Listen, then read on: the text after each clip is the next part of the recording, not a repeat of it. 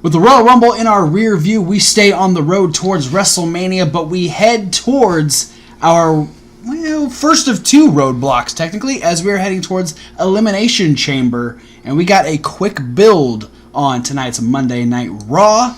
Yeah. We're going to talk about... not wasting time. No, we're going to talk about what happened on Monday Night Raw, and then we're going to talk about what we liked, what we loved, and what we didn't like. Yeah. So, first off, we had Stephanie bring Asuka out to the ring, announcing the first ever women's Elimination Chamber, but then letting Asuka kind of speak on who she might want to face. Because Stephanie brought up the fact that Alexa Bliss is going to be defending the championship, so she might want to hold back and not choose right away. And she's defending it in the first ever women's Elimination Chamber match. So instead, Asuka was interrupted by Sasha, and they would have a match later, which was fucking killer. Yeah. Asuka would defeat... A lot of really good matches on Raw. Yes, this was a very good episode of Raw. So we'll just kind of skip forward to that. Asuka did defeat Sasha Banks in that match. We'll talk more about it later. Braun Strowman defeated Kane in the first of three qualifiers for the men's Elimination Chamber, a last man standing match where Braun Strowman flipped the entire commentary stage over on Kane. And then Kane got taken to the hospital. Elias defeated Matt Hardy in the second qualifying match with a distraction from Bray Wyatt. The Miz retained his Intercontinental title against Roman Reigns with help of the Entourage. The Revival defeated Slater and Rhino in tag team action. The Dudley Boys are going into the Hall of Fame. The Bar retained their Raw tag team titles against Titus Worldwide. Also testify. And then in the final qualifier, the main event, John Cena qualified over Finn Balor. Yeah. Kevin Hawk. Fantastic match. What'd you like? What did I like? I can't get over the fact that the quality of the wrestling on this edition of Raw maintained the same pace as the Royal Rumble. Yeah, it really did. And the Royal Rumble almost forced it to do that, because it's the first time in a few years where people have been hyped after the Royal Rumble. Yeah, and it's so weird, to say like, ooh, after you watch a couple good matches on a pay-per-view and go, oh wow, these matches on Raw could have been pay-per-view matches. I would have rathered have the matches we had tonight be the undercard of the Royal Rumble last night. Well, yeah. Because I think I cared more about these ones. But it wouldn't have made sense if we were qualifying for the Elimination Chamber and no one had won the Royal Rumble yet. So, yeah. That's true. What about you? What did you like? What did I like? I like the fact that we're getting a women's Elimination Chamber. Yeah. And I think it's kind of cool that Alexa Bliss is going to be defending the title in it. Yeah. Rather than deciding a number one contender in it, as we are doing so with the men's. The winner of that will face Brock Lesnar, of course, because Shinsuke is already facing AJ.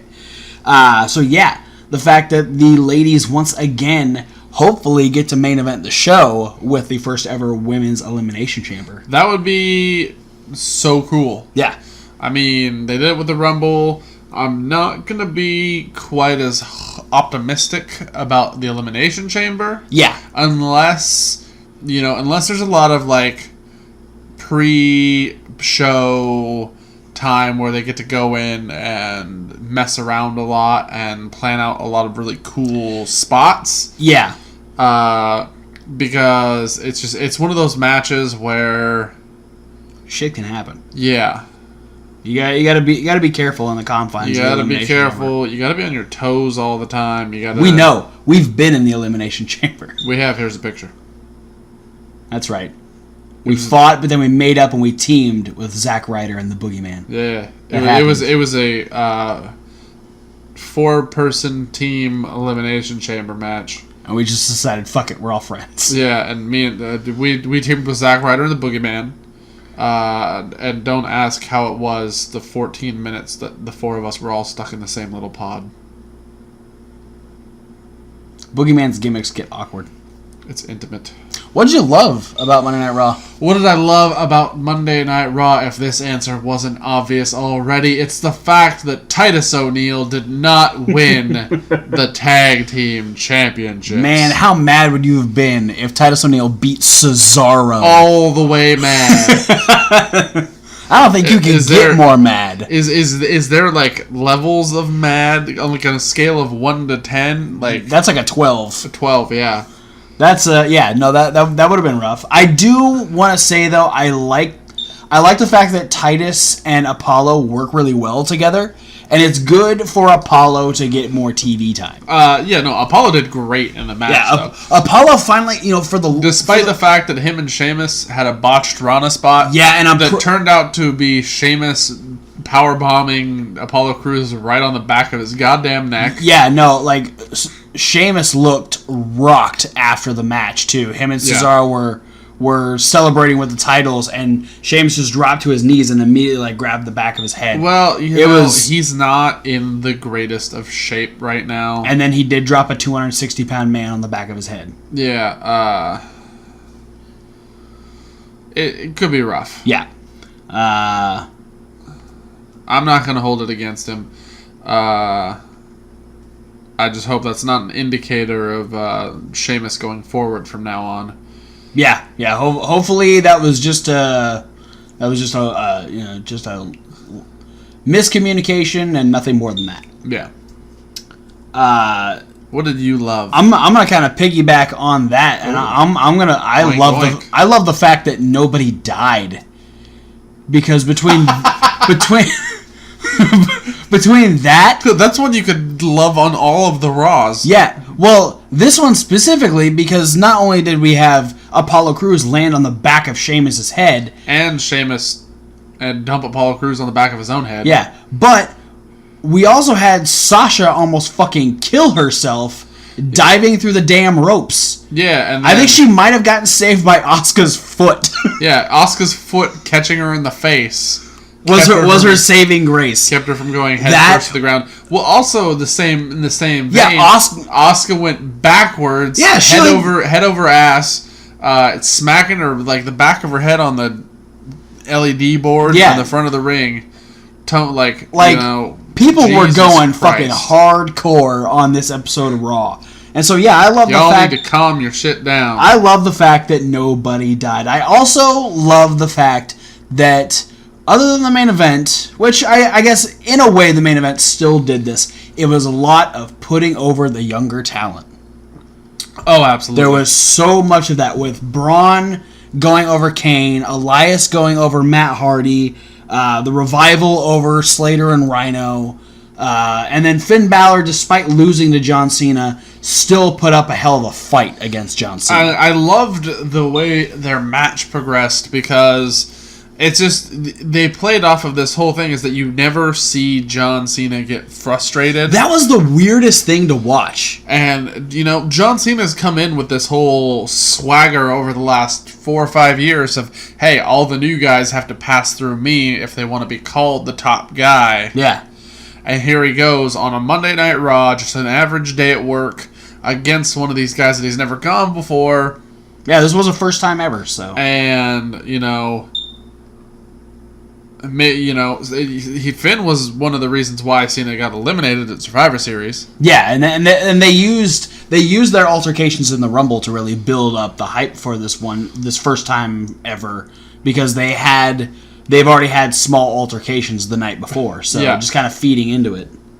But it worked out so well, because it gave you that era that the idea that Cena wasn't expecting that much of a challenge in a first time ever against Finn Balor, which really kind of could be a cool story plot line for John Cena. Yeah. Yeah, I'm very intrigued as to... because there's all the rumors and speculation of what everybody's Mania plans are going to be panning out between the Rumble and now. I'm curious to see what Cena's role is going to be.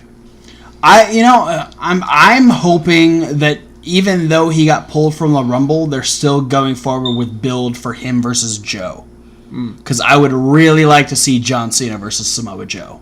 Yeah, it would be really good. I think the two of them could kill it, especially on the stage of WrestleMania. And that would be Joe's first WrestleMania. Yeah. And that'd be a good, I don't know what they're going to do as far as like the end of that match, but I think that would be a good place to really give Samoa Joe potentially his biggest win. So, did you dislike anything? Did I dislike anything? Other than Titus getting a title match. Yeah, which was kind of negated because they lost. So yeah. I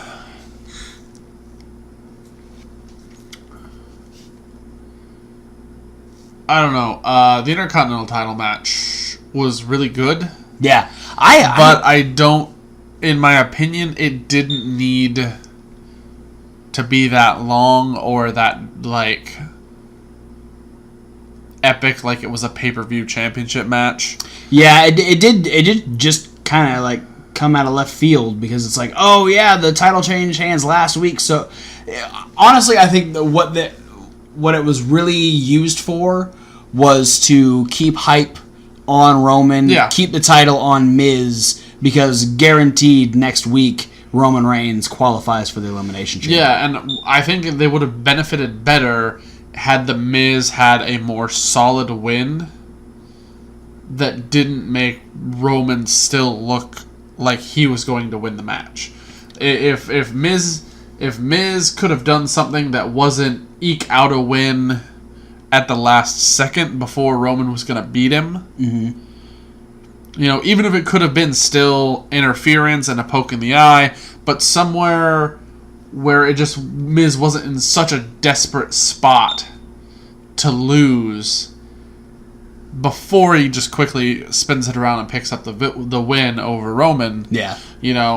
I think it would benefit more if we could go into the qualifying match of Roman Reigns going, well, I mean, he didn't seem that strong in the IC title match.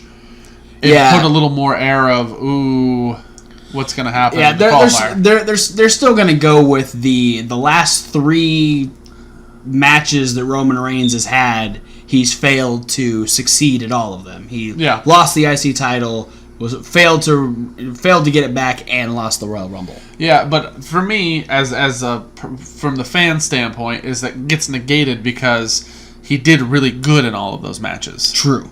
None of them. He looked strong the whole way through. It's because they used cheap tactics in both IC title matches, and it just happened to be not his night at the Rumble.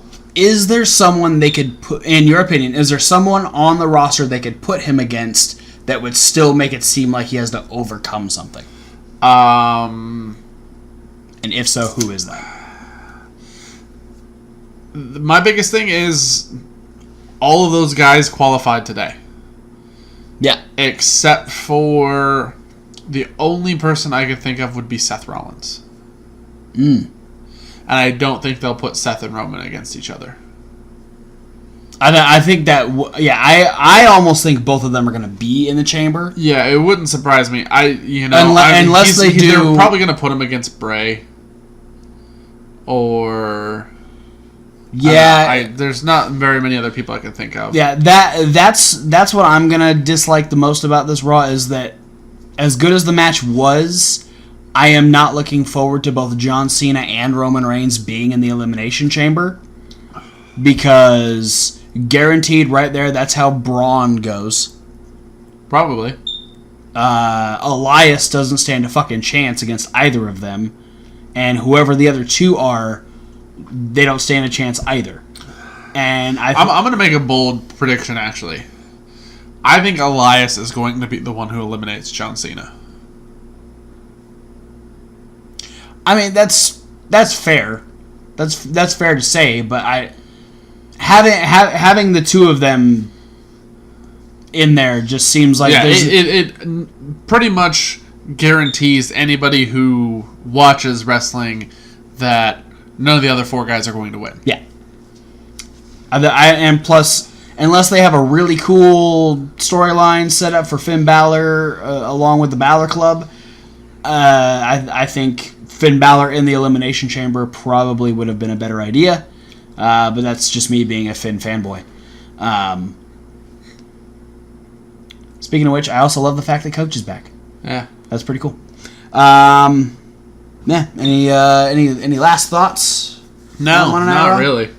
I mean, overall, it was a very good episode. Some great matches, and it was a good start to the build towards these last-minute pay-per-views before we head to Mania. So, all in all, great job, Monday Night Raw. It makes me super excited and also a little wary about what SmackDown's going to do tomorrow. Yeah, well, I mean, what I like is that SmackDown has a lot of super fresh athletic talent who are ready to get the job done. So, if they get the little bite of competition under their skin, it could cause to have some really, really stellar matches on SmackDown. And they will be building towards Fastlane. So we will see how that works. But for now, guys, that has been the Raw Review. Thanks for watching. Don't forget to like, comment, and subscribe. Click those links down below. There are so many social media links. Like a podcast. That's the SoundCloud link. And there's also Reasonable Wrestling Fans. It's reasonable with a W. Like wrestling. Where you can check out unboxing videos, punishment videos, and other just random videos we like to post over there that are loosely related to wrestling. Yeah. So stay on this channel. Podcast versions you won't get of our Rumble review or our NXT TakeOver review, so check those out. And, of course, stay over here because coming up next we have, of course, Tuesday Night Live and the midweek wrap-up. But for now, guys, thanks for watching. We'll see you at whatever video you decide to watch next. And as always, fuck Mojo.